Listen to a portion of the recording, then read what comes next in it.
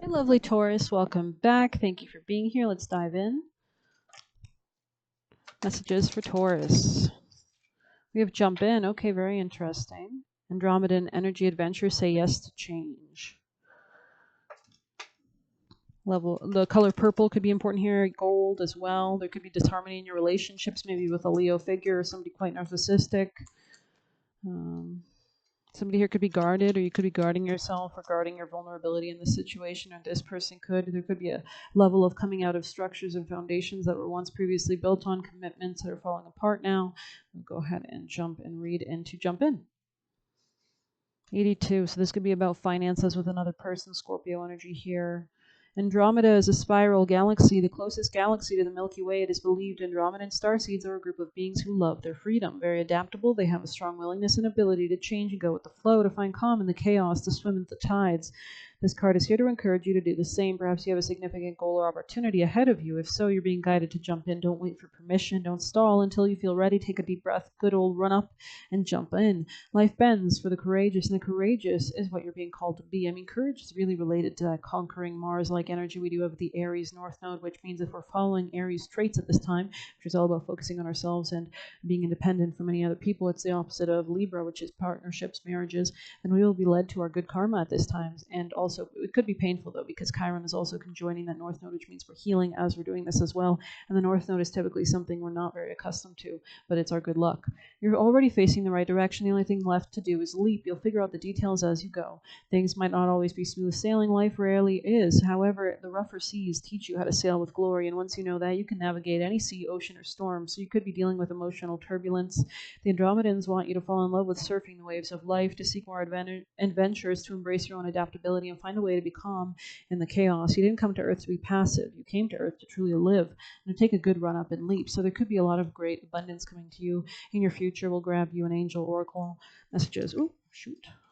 Successful funding. So it looks like you will get the funding that you deserve regardless. These could be, opportunities through other people. You could also be collaborating with other people or asking other people for their aid. Could be, hanging around your friends more so to get advice or something like that. Taurus, most important vital messages for Taurus. Chills. Okay, we have number 5. So maybe something's a bit cold regarding your dating life or happiness, and there's a need to kind of focus on your joy. But let's see. This might be the key to unlocking your leadership energy and your ability to creatively manifest. Wake up call, awareness, and warning. Your body is an intelligent being, providing you with warning signs when you are in danger. Chills are one of these signs, and they warn you to seek shelter and warmth so you don't freeze. Just like the body, your soul provides you with warning signs in the form of your intuition or the gut feeling that tells you something isn't right. Sacred soul, your awareness is needed now. You might be heading into a situation that can be avoided. There are red flags and clues that you have been ignoring. You may feel the creepy feeling that something is off, and without proof, your ego tries to convince you that your feelings are misguided or premature. Do not dismiss what you feel. There is still time to seek shelter from the cold before getting caught up at night in the snow. So maybe there's some kind of level of coldness in your relationships, a level of disharmony definitely in your home life. Could be a Gemini influence here too. Could be a marriage or partner or something like that, but we'll grab you some tarot before we close this out. Taurus. Tell us about what you need Taurus to know. So you could be feeling like you used to be like kind of broke, or there's a lot of fighting or conflicts about long-term security or finances, but it looks like you're healing that into the future position.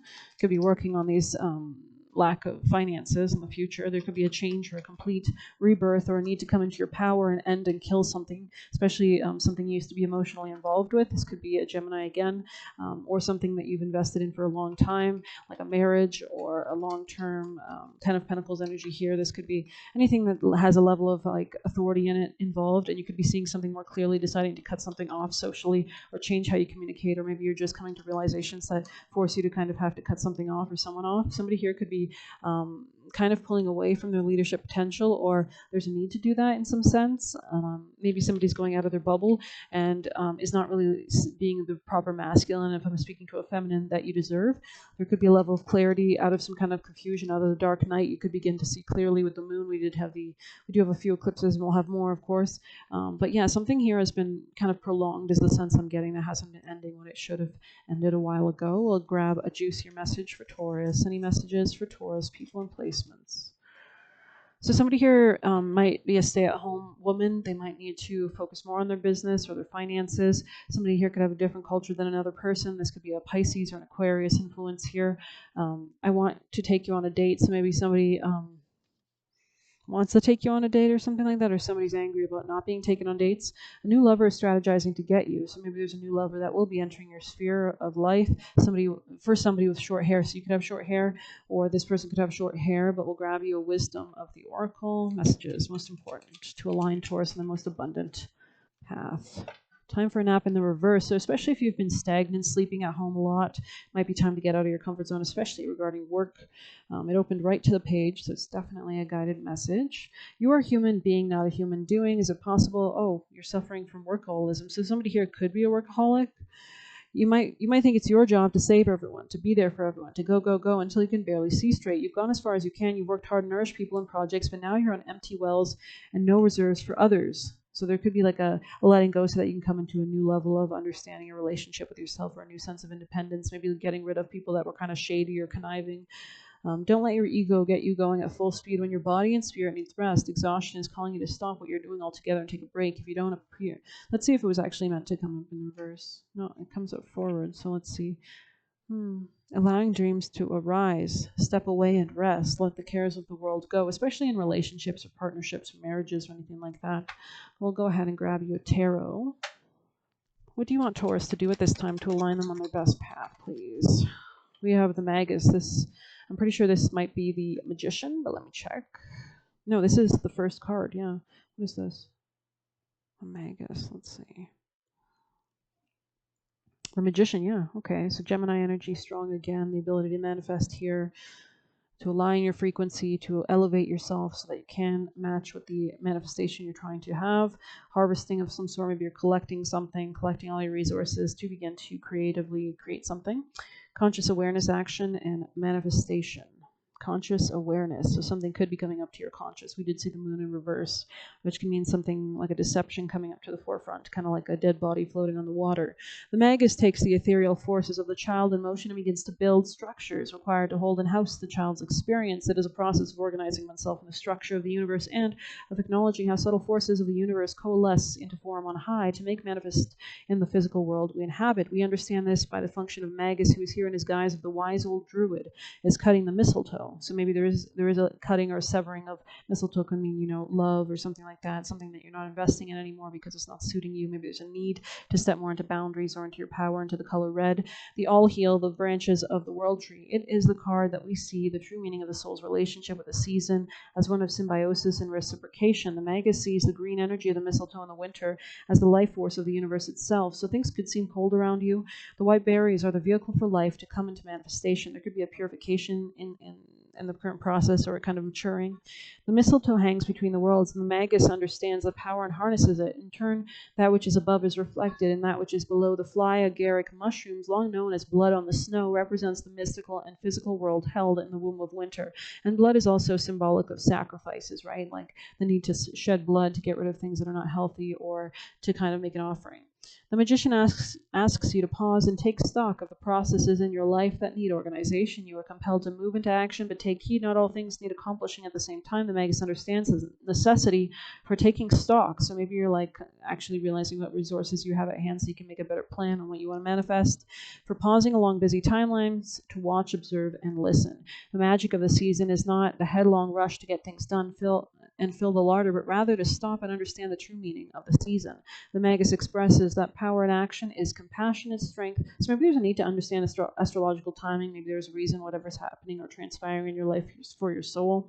The Magus expresses that power in action is compassionate strength. Creativity in action is the ability to inspire, and the above in action is a manifestation of that which is below. Stop and see the subtle forces all around you. So this could be definitely about real estate or finances, and definitely your health or daily routine. We have the Ace of Canes. So there's, again, Ace of Swords energy, a level of clarity coming in about your social connections and a way that you can actually better nurture your self-confidence. So maybe we'll grab a Cali before we close this off for my special, beautiful Tauruses. There was purple in your reading. Let's end it with some purple.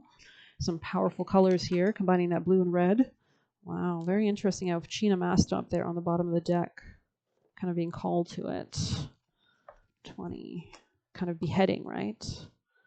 Oh, it opened right to it, too. Sacred severance is her radical grace. She is our soul's power to shed and survive, to outgrow, and to evolve. So, I mean, if you're worshiping Ganesha, he had his head removed, right, which is symbolic of the ego, which is like the color yellow being removed so we can replace it with spiritual knowledge. When the soul needs to separate itself from that which it once relied, be it a view of ourselves or the world or a group or a belief system that can't support the truths of the heart, she has the capacity, sovereignty, and courage required for self-liberation. Systems of oppression within your mind and your world will be overcome. You have the power to sever your attachment to the past and focus on inner regeneration and reorientation, healing into a path that is worthy of your heart. So there could be a level of self-love that has to be had here as well.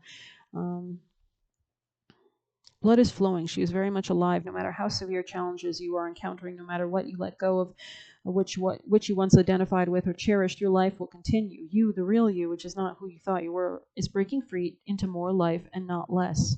Sometimes old systems have to fall for the new world order to be established. Things will never be the same because your real self is powerful enough to shed false layers and radiate its inner beauty and wisdom more freely. So there could be a level of freedom coming in, which means expansion, possibilities, abundance. Very nice. Being nourished and fed by change rather than devastated or destroyed by it. It is reassurance that at a deeper level you are gaining something from the chaos and deconstruction in your being and in your life. It's kind of giving chaos as a ladder vibes from Game of Thrones. You might want to check out that on YouTube or something. As you continue to move through the process of change, you gain energy for something new. This could be specifically where you live, or a sense of self-identity, self-mastery, and focusing on yourself and your own finances, your own self-esteem, your self-love.